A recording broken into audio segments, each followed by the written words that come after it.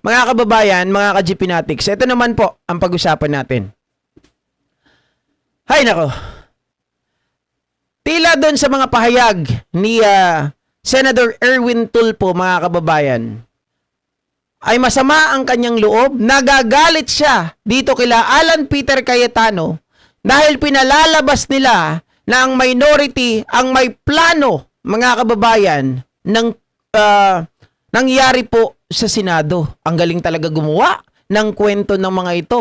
Ibinibintang pa ang kanilang mga kasalanan sa member ng mga minority na kahit itong si Risa Ontiveros ay nagsalita na, mga kababayan, na ang katotohanan kaya siya po ay maagang umalis dahil meron po siyang conference na pupuntahan or isang lugar, mga kababayan, na kailangan daluhan at kailangan umalis ng maaga. At ayon nga dito, tapos na, mga kababayan, no? Ang kanilang tungkulin at that time. At hindi naman sila kasama sa caucus. Bakit sila mananatili? Anong gagawin nila sa loob? Yan po ang pakinggan natin hinggil sa depensa nitong si Erwin Tulfo sa mga bintang, mga kababayan, nitong sila Alan Peter Cayetano. Then, that's the time that I will say siguro kung stage ba yan o hindi ito, kung talagang under attack po ba yan. Balikan ko po yung nabanggitin nyo kanina na tungkol nga po doon sa may mga nagpapalutan ng narrative na maaaring may alam na ang minority bloc bago pa nangyari yung insidente. Pero kahapon po mukhang pinaninindigan ng mismong Senate President Alan Peter Cayetano yung narrative na yon. If I can read lang po portion ng kanyang statement sa kanyang Facebook Live kahapon, sabi niya, kayo po sa minority, mas importante sa inyo ang 2028, mas importante sa inyo ang Senate Presidency, kaya kaysa sa buhay ng mga kasamahan po ninyo. Ano po ang inyong reaction doon, sir? Opinion niya po yun. Pwede po siya magsalita noon. Kahit sino naman po magsalita. Nung first few hours, sinasabi na nilusob na sila lahat. Karapatan ho naman ng lahat. They have their own opinions. Pero sa totoo po, wala pong narrative, wala pong planong ganoon, wala pong lusubin. Hindi po namin talaga alam. Talagang wala pong idea. What I heard was like Senator Win was the last one who left the office. Mga 7-something na ho. Kaya, I don't know, sinasabi na biglang nagkaputukan. Kaya, hindi na masyado magulo eh. Kung titignan niyo talaga, kung ako ang tatanungin niyo, baka parang sinasabi na talagang nung umalis na yung minority, isang miyembro ng minority, tsaka nagkaroon ng putukan. Parang hindi ko ayaw ko na magsalita, pero lalabas din naman ho yan kung talagang may alam po ang minority o wala ho talagang alam, lalabas naman din ho talaga yan. Pero what does it say doon sa nangyari, Senator, na ang laki-laki po nung nangyari and yet parang ang pinalalabas ng liderato ng Senado, it seems like ang minority pa ang put into blame doon sa nangyari dahil may ganung naratibo ang na galing alam magbintang, na palang nangyari no? to, pero bigla kayong umalis, bigla kayong nawala at parang kami pa ang nalagay sa alanganin. Well, alam niyo, sir, Christian and Victoria, let's just leave it to the public. Ika nga, yung mga na mag-isip po. Alright? Pero alam ko, alam niyo naman social media, di ba, at magulo. Lalo na pong nag-divide ang ating nation po ng ating bansa dahil sa mga issues po na ito. At pangalawa, sobrang... At saka, Erwin, parang medyo yun. Okay lang naman na ang social media talagang normal na yung maging magulo. And sa totoo lang, social media, dyan yung nalalaman ngayon yung katotohanan eh. Although, sometimes meron talaga magulo. Merong mga tao na nagre-reverse ng narrative, di ba? Merong mga nagbabago ng naratibo. But then again, mga kababayan, because of the social media, nagkakaroon po tayo ng tinatawag natin na kumbaga malinaw na kaisipan at napagdudugtong natin kung ano talaga yung mga nangyayari para tayong soko nito eh. 'Di ba? Na-analyze natin. Without social media, paano namin malalaman ang katotohanan? So wag niyo sanang masamain din. Meron talagang dulot na maganda ang social media dahil kung wala, baka hindi niyo na mahanap ngayon. 'Di ba? Kung walang social media, baka hindi nyo na makita ngayon kung ano yung katotohanan. Dahil pinipilit nilang ilihis. Pinipilit nilang baguhin. Pinipilit nilang ibintang sa inyo. Kita nyo, hindi kami ang nagsasabi na kayo ay pinagbibintangan ng majority nila Alan Peter Cayetano. It was their group. Di ba? Yung kanilang grupo ang nagsasabi na kayo may kasalanan. Na alam nyo na may mangyayaring ganito. That's why you left very early. Tapos, Medyo di ko gusto yon. Pero, again, mga kababayan, puntahan natin yung punto rito. Ay, good morning, Christian and Victoria. Good morning. Opo, sir. Initially, umpisa po natin siguro sa reaction po ninyo sa nangyari po sa Senado na barilan noong Miyerkules. Okay. Well, everybody was surprised, Victoria and Christian. Kami sa minority wala na kasi lumalabas, may narrative na alam namin, kaya umalis kami na maaga. Alam mo naman, Victoria, di ba, you've been covering the Senate. Siyempre, may caucus. Pag sinabing caucus ng majority, caucus ng minority, nung umaga, I don't know kung natunugan mo, nagpatawag si SP Cayetano ng caucus na Oo. all members, ibig sabihin minority at Majority lang, di ba? Majority. Oo. Pagdating ng mga bandang alas 4 o alas 3, alas 4, na-inform ako ng legis ko na, sir, ang majority na lang daw po magkukokos. Okay. So, pagkatapos nga ng session, umalis na ako, mga 6 o'clock, meron din kasi akong dinner.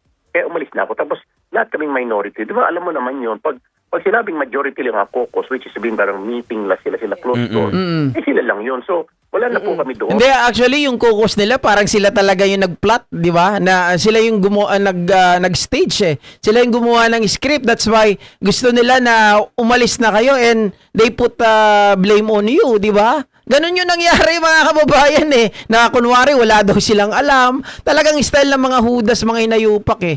Sila mismo naghudasan. Wala nang umalis na po lahat ng minority. Ano pa kung gagawin namin sa Senate, di ba, kung wala naman kaming business doon. So, correct. po naiwan doon.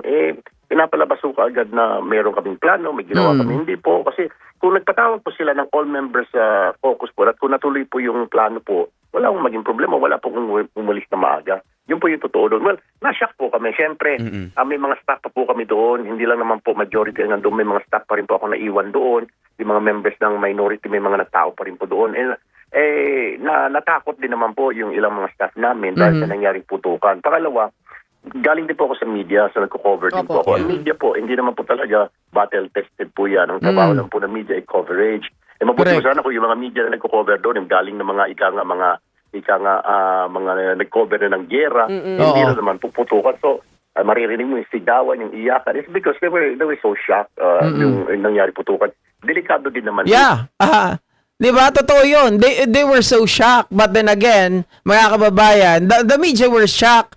Pero, those in the majority, kung titignan nyo sila, parang wala nangyari. Di ba? Bagong mga vlogger eh. pati yung mga kapulisan natin, mga kababayan, nakita nyo si Abirin? Sabi niya, ang sagot niya sa media, bakit hindi kayo pumunta doon? Ano, tingin mo sa akin? Sasaluhin ko lahat ng bala? Ayop na pulis yan. Ayos na sagot ng pulis eh, na mga kababayan. Hindi hinabol yung sinasabi nila na NBI daw na biglang nawala. Ano, sasaluhin ko yung bala? Visit? Yun sa amin. Tapos, ayun nga, yung first few hours, sinasabi na inatake po yung Senate, nilusog. Then, after several hours, the following day, we got a clearer picture na may mga warning shots na galing sa loob. So, medyo nagulantang po ang lahat. Opo. Sir, umpisahan ko dun sa... Yung warning shot na umabot ng, ng 27 bullets. Parang may insinuation na may alam kayo. Ano sa tingin nyo ang dahilan? Bakit kailangan sabihin yon na may alam yung ilang senador? Kasi po, wala na po kami doon eh. May nagpakalat. Hindi ko naman sinasabi pa na galing sa majority. May nag-umpisa po niyan, I believe, sa social media. Hindi naman po galing sa mga senador, sa mga kasama namin. Erwin, doon ka mali. Huwag mo pagtakpan yung mga senador. Nanggaling talaga sa kanila yun. Di ba? Nanggaling kay Alan Peter Cayetano yun. Hindi sa amin. Hindi yan sa social media nanggaling. Di ba? Siyempre, kung ano yung sinasabi ni Alan Peter Cayetano, ini-interpret lang namin. Di ba, minimimik lang namin or binibigyan namin ng reaction. It was him who said, mga kababayan, ang nag-preplan neto, kayo. Bakit? Kasi, ang nagsabi noon, mga kababayan, ganito yung sarili niyang salita eh. And I quote, hindi eksakto pala, sorry. Hindi eksakto yung pagkakasabi kasi medyo nakalimutan ko na script ni Alan Peter Cayetano eh. Sabi niya, nabalitaan nga namin na yung minority kaya maaga silang umalis kasi may nagsabi sa kanila na may mangyayaring ganito. Sinabihan sila pero kami hindi sinabihan, sila lang kaya maaga silang umalis. Oh, 'di ba? So hindi social media, hindi mga kababayan, hindi mainstream media nagsabi noon. It was Alan Peter Cayetano who said that. 'Di ba? Kung ako 'yan, 'di ba tulpo, gulpin niyo.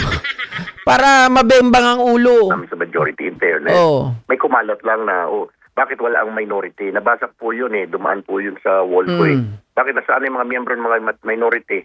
Siguro sila yung nasa likod dito dahil wala sila. Hindi. No, yung nakita mo na dumaan sa wall mo, sa newsfeed mo, ano na lang yun, tawag dito, propaganda na lang ng mga DDS yun. Kasi nanggaling ang narrative, galing mismo sa statement ni Alan Peter Cayetano. Kaya ganun ang pinapakalat ng mga loko-loko na to. 'Di ba? Pero hindi sa amin, hindi kung kanino nagsimula yon. Nagsimula talaga kay Alan Peter Cayetano. Safe sila. Hindi po ganoon. Kaya Oo. nasabi dahil wala naman ho talaga. Ano pa ang gagawin namin doon? Makikichismis. At saka number 2, hindi naman po kami invited. Closed door po ang caucus, di po ba? Oo. Ano pa ang gagawin namin doon? Nung umaga, willing naman ho ako myself, mag-attend po ako kung papatawag po ng SP ng aming Senate President Cayetano. Attend po ako doon. Siyempre, susunod po ako doon. Hindi, ako naintindihan ko, Emrak. Kaya sinasabi ni Erwin Tulfo, ayaw niya lang ng gulo. Ayaw niya lang nung kasi baka pag-initan. Oo, yun yung nakikita ko dito. Guys, hindi naman si Erwin Tulfo, sa totoo lang hindi mahilig makialam sa mga ganito. Malagi siya parang tawag dito, instead na tirahin ko yung tao, hindi na lang ako bilang respeto sa kanila. Hindi na lang siya nagsasabi para hindi parang bakit mo ako pinagbibintangan, bakit mo ako tinuturo, ganon. Para hindi siya mabalikan, mga kababayan, sinasabi niya na lang social media, ganito ganyan. Yan yung nakikita ko rito yan yung sarili kong opinion. Sir, do you believe the Senate was under attack nung Wednesday?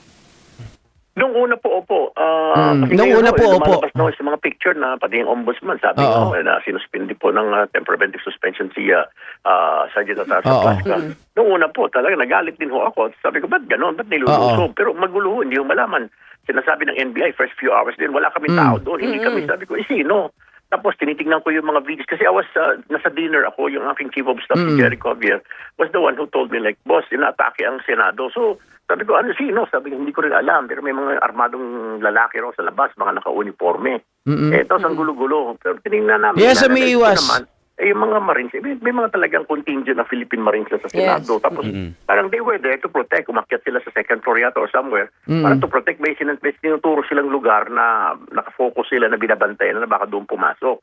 Sabi naman po ng NBI, may mga interviews din sa social media. Sinasabi nila, may mga lumalabas, walang kaming tao doon. Dito kami sa may GSIS, walang pumasok sa Senate. So sobrang gulo, hindi maintindihan. Pero pagkatapos, yun na nga daw, yung mga putukan. Medyo nagkaroon lang ako ng linaw kasi, Victoria, nung dumating na yung mga soko, tapos minarkahan na, I think, madaling araw na yun, the following day na yun, may mga minarkahan yung mga soko, yung mga numbers sa floor.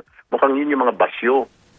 Ako naniniwala na yung sinasabi ni Erwin Tulfo ay hindi takot. Gusto lang niyang hindi mag-escalate yung gulo lalo sa Senado. Siyempre, alam naman natin, magkakasama yan . At the end of the day, sila pa rin yung magkakasama dyan, mga kababayan. Di ba? So, instead na atakihin mo yung isang tao, ang gawin mo na lang, sumimple ka. Ako, ganyan ako . Mga kababayan, hindi ako atake, hindi ako titirada. Ang gagawin ko, hayaan natin ang publiko na magsabi kung sino talaga. Kung ano yung nakikita nila. Even itong mga kababayan, ayan, umami na si Tulfo na sinasabi niya nung una nagagalit siya na the Senate were under attack. Then eventually, mga kababayan, so ito ay isang indirect na pagsasabi na talagang sinungaling tong si Alan Peter Cayetano. That is why, mga kababayan, iyan yung mga nagiging dahilan yung pagbubuo ng plano to unseat Alan Peter Cayetano. Kasi nga, dahil sa kagagawan nila na ito ay scripted, na ito ay staged, so naniwala na itong mga to, mga kababayan, even itong si Panfilo Lacson na dating pulis, alam niya kaagad na ito ay scripted. Do you agree with your present Senate President na at that time, the Senate was under attack? After 2010, dahil inamin naman ni General Mau Aplasca na siya yung unang nagpaputok ng warning shot. So, pag under attack, inattack ka, ikaw ang pinaputukan at gumanti ka ng putok. Correct. So, yun lamang magpapatotoo na hindi under attack ang Senado. No? Hyperbole, siguro yun yung kanyang pag-express ng kanyang emosyon na under attack kami, kaya kami ganitong situation. Well, that's his opinion. Sabi ko nga, Ted, we can hear as many versions as there are witnesses and even non-witnesses. Depende sa kung anong perspective ang pinanggagalingan o kung ano yung gusto niyang paniwalaan. Marami tayong maririnig na account dyan. Mga pahayag, mga opinion, haka-haka. Napakaraming version as there are witnesses and even non-witnesses na magpabibigay ng pahayag. Yan ang maririnig natin, Ted. Malilito tayo. Ang sa akin lamang, hintayin natin yung ginagawang investigasyon. I-base ito sa facts. Meron tayong CCTV, meron tayong testimonya na makukuha sa mga talagang eyewitnesses accounts. Doon na lang tayo manalig at abangan na lang natin kung ano ilalabas sa investigation. Correct. Opo. Yun ho bang CCTV na binabanggit ninyo, kayo ho ba mismo will be interested to really view it mula sa simula hanggang sa matapos? Kasi may mga kumakalat ngayon na video na may isang umano ay nasa Senado na nagsasabi na itago nyo CCTV. Narinig ko rin yon. Hindi ko alam kung totoo yon. Pero napakalaki ng contribution. O, kita mo kahit si Panfilo Lacson ganun din, mga kababayan. Hindi na nila dinadagdagan para mag-escalate yung problema. Instead nagja-jump sila or pumupunta sa ibang facts na lang para mga kababayan matugunan na yung issue dito sa Senado. Sa pagkalap na ebidensya, yung CCTV footages from start to finish, yun ang magbibigay ng liwanag doon sa mga talagang yung pangyayari. Even yung succession ng event. Hindi mahirap, hindi pwedeng itanggi yun. At mind you, Ted, meron naman tayong jurisprudence na tinatanggap admissible na ebidensya yung CCTV footage. Ito'y natatandaan ko to sa debate namin doon sa ni Marcoleta. Oo. 4200 ba yan yung wiretapping act. Opo. Yung Ople versus Torres, pagka sinabing reasonable expectation of privacy, meaning pag ang CCTV nasa public place, hindi pwedeng sabihin violation ng iyong privacy. Oo, na ikaw tama. nakuha ng CCTV footage. Oo. Kaya nga yung mga pulis, diba, pag merong robbery hold up, halimbawa, sa isang grocery, ginagamit na ebidensya talaga kasi nga, reasonable expectation of privacy para wag mo expectin na may privacy ka pag ikaw nasa public place. Actually, in fact, nangyari yan, mga kababayan. Actually, na-impact pa, no? Nangyari yan mismo yung debate nila ni Marcoleta. Remember, guys, nung lumabas itong si Guteza. Okay, so, sinabi ni Marcoleta, pinaispayan mo kami? Ano ka, Big Brother? Sabi ni Panfilo Lacson, yung tao na yon na pumasok dito, he was in a public place. Public place ang Senado. So, kung titingnan namin yung CCTV para magamit sa investigasyon, hindi ka dapat umangal na nasisira ang privacy mo. Kung talagang sa'yo napunta di ba? Malaman namin kung sino talaga yung kasama. Bakit ka ba tinatamaan? Ba't ka nasasaktan? Kung hindi naman ikaw yung kasama talaga ng paglabas ni Gutesa, bakit ka natatakot? 'Di ba? Sa makatuwid, mga kababayan, itong CCTV na to ay napakahalaga. At yung pahayag ni Lacson na to at nitong si Erwin Tulfo ay nangangahulugan, mga ka-GPnatics, na indirect po ito na they are against the statement of Alan Peter Cayetano. And that exactly the reason why, mga kababayan, ay hindi nila matanggap na ang Senado ngayon ay nagmumukhang clown, nagmumukhang circus, 'di ba? Ganyan ang nangyayari ngayon, pinag-uusapan sa international community. Napakaraming mga media outlets sa ibang bansa. 'Di ba? Ang nagbabalita sa Pilipinas sa nangyayari dito, kahiya-hiya po tayo. Kaya sila ay gagawa ng paraan to unseat Alan Peter Cayetano. And we are still hoping. We are hoping, mga kababayan, na talagang mangyari yan. If not tomorrow, sana sa Tuesday, pero mas maganda bukas na yan para sakto isang linggo ng kahihiyan ni Alan Peter Cayetano. Diba? Okay, so hanggang dito na lamang ang ating pong live streaming, mga kababayan. Bati time tayo sa lahat po ng naririto ngayon. Joe Granada, Aurea Ortega, Naomi Shin, Mila Valdez, Flora Corrales, Northern Kumot, Emily Basug, June Katil, Joe Granada, Simple Minds, Joey Vlogs.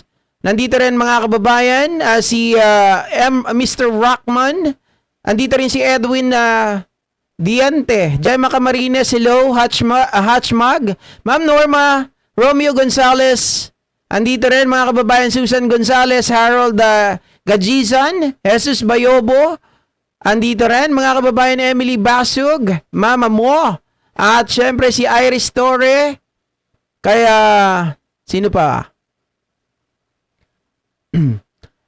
Angelita Arbon, Rayan, JRA, Ma'am Edith Atenaya, Alaga, 143, Maria Sunukawa, Imelda Manawis, Mary Jane Divera, Cathy A, Alan Loro, Edgar Tombok, Lasting Show, at nandito rin Christopher Dagiwag, Edgar Tombok, Ann Franz, Iris Ledesma,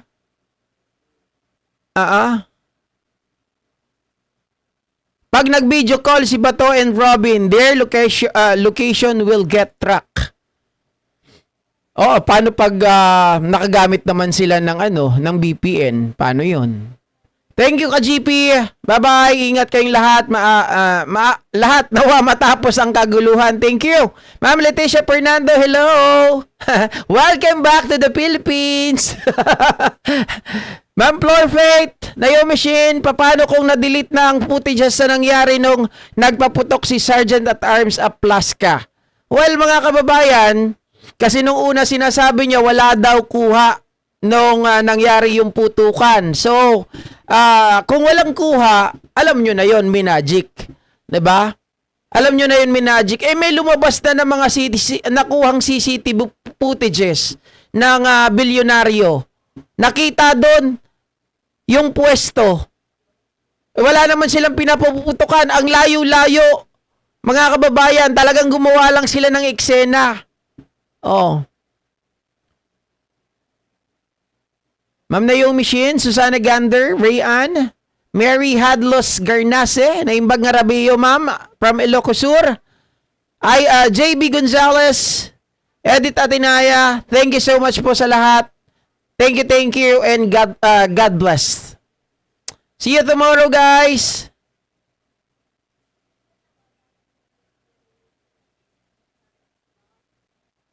Ruben Tulio, thank you.